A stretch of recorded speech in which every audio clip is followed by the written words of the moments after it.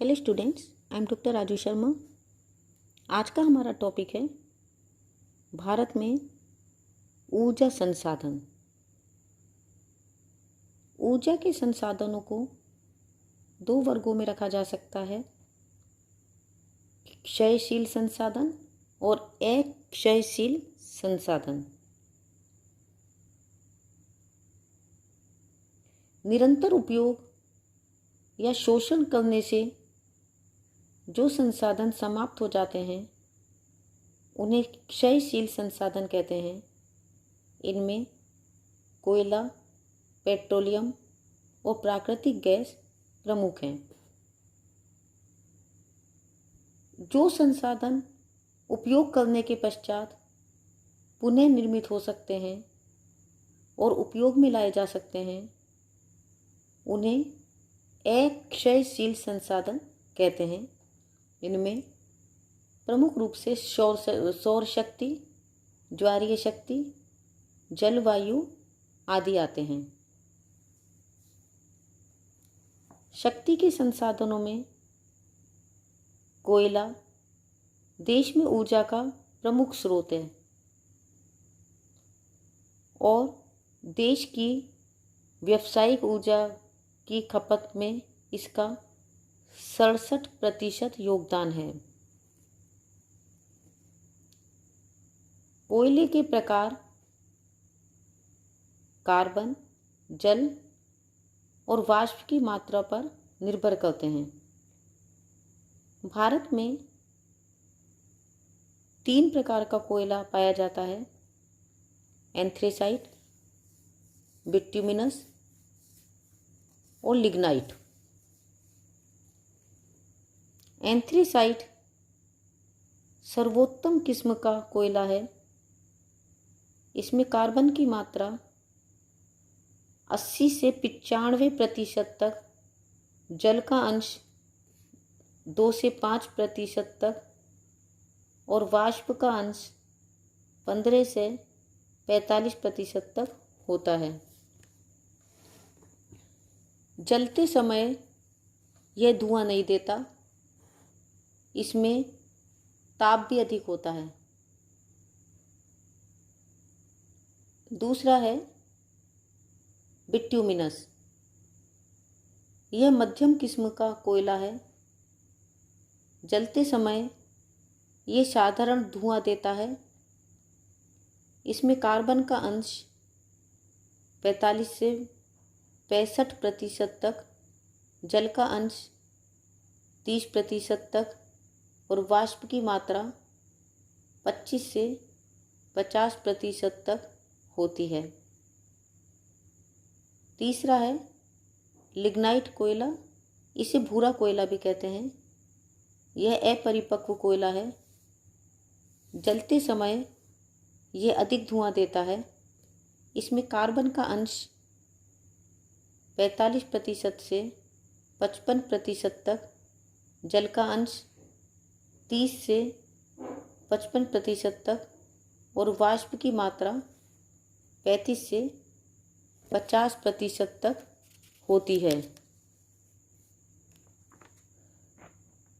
भारत का 99% से अधिक कोयला गोंडवाना शैलों से तथा शेष टर्शियरी शैलों से प्राप्त होता है। गोंडवाना कोयला क्षेत्र का अधिकांश कोयला दामोदर, सोन, महानदी, गोदावरी, वर्धा आदि नदी घाटियों में पाया जाता है। सतपुड़ा एवं पूर्वी हिमालय के पर्वतीय क्षेत्रों में भी यह प्राप्त होता है। दामोदर घाटी क्षेत्र भारत का विशालतम कोयला क्षेत्र है। यह गोंडवाना प्रदेश का कोयला उत्पन्न करने का प्रमुख क्षेत्र है। यहाँ गोंडवाना कोयले का 70% तक प्राप्त होता है। दामोदर घाटी में रानीगंज, जो कि पश्चिमी बंगाल में है, झरिया, बोकारो, गिरिडीह और कर्णपुरा जो कि झारखंड में है पाया जाता है। रानीगंज की खानें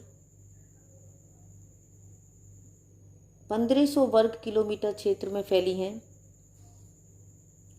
इनका विस्तार बर्दवान, बांकुरा, मानभूमि और दुमका तक है।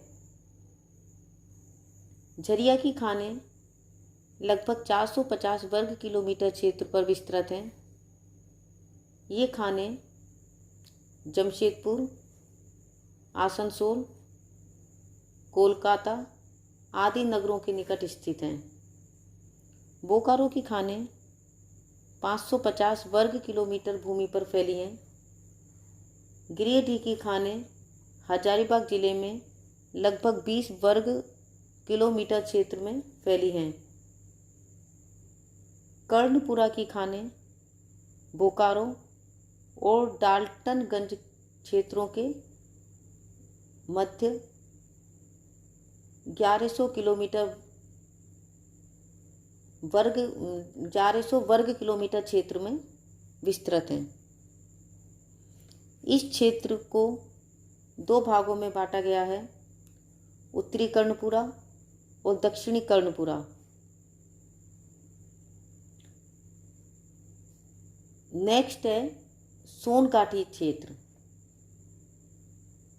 सोनघाटी क्षेत्र में मध्य प्रदेश की सिंगरौली, उमरिया, सुहागपुर, तातापानी, रामकोला और झारखंड की डाल्टनगंज, हुतार, औरंगा आदि खानें स्थित हैं। सिंगरौली की खानें 2200 वर्ग किलोमीटर भूमि पर मध्य प्रदेश के रीवा जिले में और उत्तर प्रदेश में मिर्ज़ापुर जिले तक विस्तृत हैं। महानदी घाटी क्षेत्र में मध्य प्रदेश के कोरबा, सनहट, चिरमिरी, विश्रामपुर, लखनपुर, रायगढ़, ओडिशा की तलचर और संबलपुर की खानें आती हैं। गोदावरी वर्धा घाटी क्षेत्र के अंतर्गत आंध्र प्रदेश की सिंगरेनी, तंदूर, सस्ती और महाराष्ट्र की बल्लारपुर, चांदा आदि खानें इस क्षेत्र में स्थित हैं। सतपुड़ा क्षेत्र में मोहपानी, पथखेड़ा, कान्हन, पेंच घाटी के कोयला क्षेत्र स्थित हैं। पूर्वी हिमालय क्षेत्र के अंतर्गत दार्जिलिंग क्षेत्र में गोंडवाना कोयला पाया जाता है। तो ये सब थे गोंडवाना कोयला के क्षेत्र। दूसरा है टर्शियरी कोयला क्षेत्र। टर्शियरी कोयला क्षेत्र का अधिकांश कोयला असम, जम्मू कश्मीर, राजस्थान और तमिलनाडु राज्यों में पाया जाता है। यहाँ भूरा कोयला या लिग्नाइट कोयला पाया जाता है। असम में माकुम कोयला क्षेत्र का विस्तार लखीमपुर और शिवसागर जिलों की दक्षिणी सीमा के सहारे है। राजस्थान में पलाना व जयपुर क्षेत्र, जोधपुर के उत्तर पश्चिमी भाग में लिग्नाइट कोयला पाया जाता है। जम्मू कश्मीर के अंतर्गत करेवा क्षेत्र में कोयले की घटिया किस्म पाई जाती है। जम्मू में चिनाब नदी के पश्चिम में कालाकोट, महोगला, चकर व मेटका प्रमुख कोयला उत्पादक क्षेत्र हैं। भारत में लिग्नाइट किस्म का कोयला प्रमुख रूप से तमिलनाडु में पाया जाता है। इसे भूरा कोयला भी कहते हैं। यह कम ताप देने वाला घटिया कोयला है। देश का 77% लिग्नाइट तमिलनाडु से प्राप्त होता है। गुजरात, राजस्थान और जम्मू कश्मीर में भी कम मात्रा में लिग्नाइट मिलता है। तमिलनाडु में नेवेली क्षेत्र लिग्नाइट कोयले का प्रमुख क्षेत्र है। लिग्नाइट के भंडार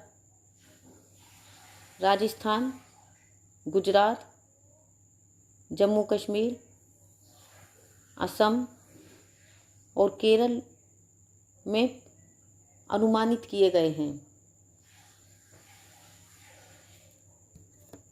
भारत में कोयले से संबंधित कई समस्याएं भी हैं, जैसे भारतीय कोयला अनेक प्राविधिक समस्याओं से ग्रस्त है। अशुद्धियों का मिश्रण अधिक पाया जाता है। इसमें राख का अंश अधिक है। इससे ऊर्जा की प्राप्ति कम होती है। ऊर्जा उत्पादन व उद्योगों के लिए कोकिंग कोयले की कमी को दूर करने के लिए गैर कोकिंग कोयले का उपयोग करने की दिशा में आवश्यक प्रौद्योगिकी की खोज की जा रही है। कच्चे कोयले को तोड़ने, आकार के अनुसार छांटने आदि कार्यों के लिए कोल इंडिया लिमिटेड ने कोल हैंडलिंग प्लांट स्थापित किए हैं। कोयले की खदानों में प्रयुक्त होने वाले उपकरणों की सप्लाई व देखभाल समुचित नहीं है। पूंजी और श्रम उत्पादकता की कमी के कारण भारतीय कोयला ज़्यादा उद्योगों में सफल नहीं हो पा रहा है। भारत का अधिकांश कोयला एक पेटी में संकेंद्रित है। उत्पादन क्षेत्र से दूर स्थित खपत के क्षेत्रों तक भेजने के लिए कोयले के परिवहन में रेल और सड़क परिवहन का प्रयोग होता है, जो महंगा पड़ता है। ऑस्ट्रेलिया, ब्राज़ील, संयुक्त राज्य आदि देशों में कोयले को स्लरी बनाकर पाइपलाइनों द्वारा परिवहन का प्रचलन बढ़ा है। इससे 40% परिवहन व्यय की कटौती होती है। किंतु भारतीय कोयले में राख का अंश अधिक होने के कारण कोयले को तरल बनाने की प्रक्रिया में विशेष प्रौद्योगिकी की आवश्यकता है। वास्तव में कोयला एक क्षय हो जाने वाला संसाधन है। इसके विवेकपूर्ण उपयोग की आवश्यकता है। इसका दुरुपयोग रोकना, अधिकाधिक लाभ प्राप्त करना तथा भावी पीढ़ियों के लिए इसका संरक्षण करना अत्यधिक आवश्यक है। कोकिंग कोयले का उपयोग केवल धातुकर्मी उद्योगों तक ही सीमित करना चाहिए और इसकी खपत को कम करने के उपाय ढूंढने चाहिए। कम गुणवत्ता वाले कोयले को नई तकनीकों द्वारा शुद्ध कर उत्तम किस्म के कोयले के साथ मिलाकर उद्योगों में प्रयोग करना चाहिए। खनन क्षेत्रों में कोयले के अवैध खनन और तस्करी को रोकने के उपाय किए जाने चाहिए। तो आज हमने शक्ति के संसाधनों के अंतर्गत कोयले का अध्ययन किया। नेक्स्ट टाइम दूसरे शक्ति के संसाधनों का अध्ययन करेंगे। तब तक के लिए a very happy learning and have a good day. Thank you.